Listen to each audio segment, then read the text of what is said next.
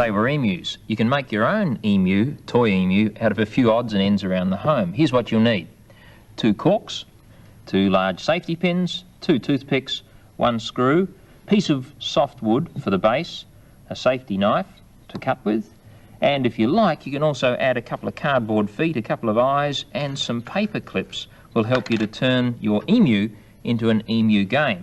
But more about that later. First of all, the emu itself. Now the first thing you'll need to do is to take the safety pins and with a pair of pliers cut away the safety part of the safety pin. In other words, you want to keep the point and the circle.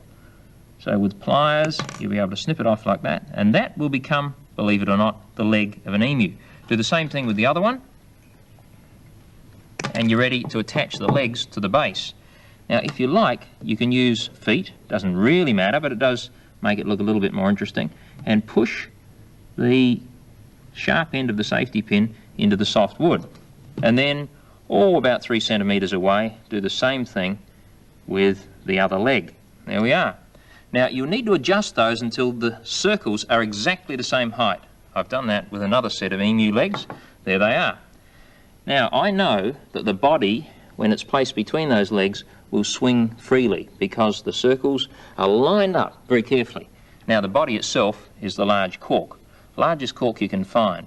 And what you'll need to do to that is to take one of the toothpicks and put it through the centre of the cork, starting from one side. Now it doesn't matter whether you're using wooden or plastic toothpicks, provided they have fairly sharp points. Now because they are sharp points, you'll need to be careful when you do this. Just work it backwards and forwards like so. Don't push too hard, and make sure that your fingers are well and truly away from the other side through which you're expecting to see the toothpick emerge. And when it does so, even it up and then take the large screw and with your fingers screw it gently into the base of the cork. The screw will act as a weight to bring the body of the emu back straight each time after it swings. Now you can test it at this point to make sure that it will swing, and you can see that it does swing between my fingers fairly well, like a little seesaw. So the body of the emu is ready. Now comes the neck and head. For the neck, you use the other toothpick and you push this in at an angle towards what will now become the front of the body. Once again, be careful your fingers aren't too close to the points. And then for the head, you use the smaller of the 2 corks and push that in on an angle. And with a bit of imagination, you can see that it's starting to resemble an emu or an ostrich or a roadrunner or any other long-necked bird that you like. Now what we need to do is to place that on the legs, but before we do that we can decorate the little bird if we want to. How can you do that? I'm glad you asked. Well, all sorts of things. The imagination runs wild. You can, if you like, take a safety knife and cut away part of the small cork for the head, down and across, so that it looks more like that. And it's starting to look a little bit more like a funny old face. With the eyes in position here, and with your felt pens, it may look even more amusing. There we are there. Well, you've guessed it, I've already prepared another neck and head and coloured it as well, and that's the one that I'm going to use. There we are. For the body, I've done the same sort of thing there. Coloured it, this time red, and I found a tiny little feather, and I've put that in as a tail as well. Now, place the neck into the body like that, and then just check to see that it's all fairly well balanced, just by holding it between your fingers. It should stay close to upright, and it is. So all we need to do now is to attach the emu body and head to its legs.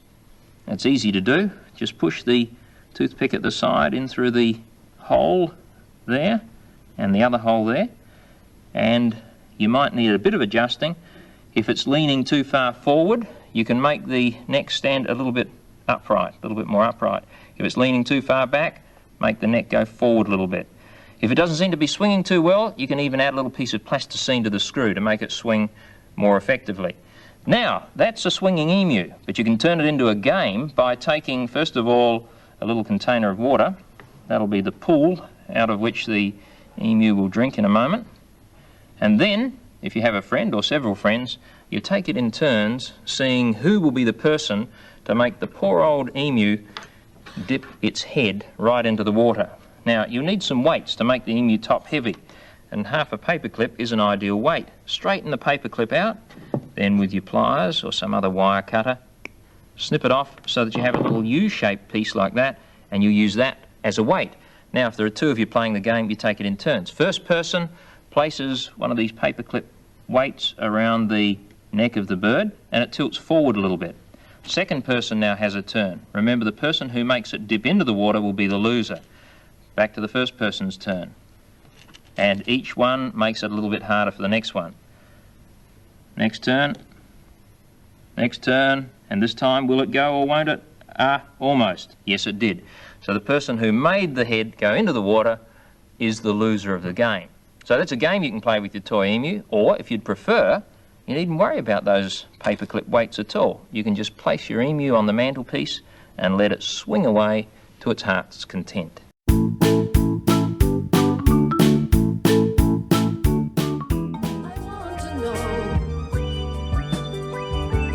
Curiosity.